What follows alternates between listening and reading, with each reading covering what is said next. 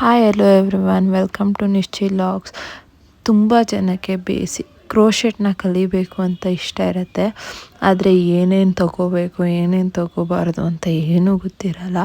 So ನಾನಿವತ್ತು basic needs crochet ಹಾಕೋಕ್ಕೆ, crochet ಕುಚ್ಚು ಹಾಕೋಕ್ಕೆ ಏನೇನು ಬೇಸಿಕ್ ನೀಡ್ಸ್ ಬೇಕು ಅಂತ ಹೇಳ್ತಾ ಇದ್ದೀನಿ. ಫಸ್ಟು ದಾರ, ನಮಗೆ ಯಾವ್ಯಾವ ಮ್ಯಾಚಿಂಗ್ ದಾರ ಬೇಕು.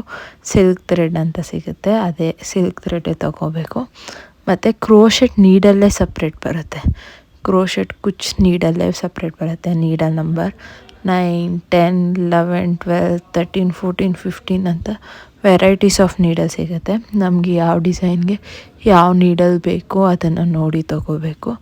ಜೊತೆಗೆ ನಮ್ಮ ಬಟ್ಟೆಗಳಿಗೆ ಅಂಟಿಸೋಕ್ಕೆ ದಾರಾನ ಅಂಟಿಸೋಕ್ಕೆ ಬೇಕೇ ಬೇಕು.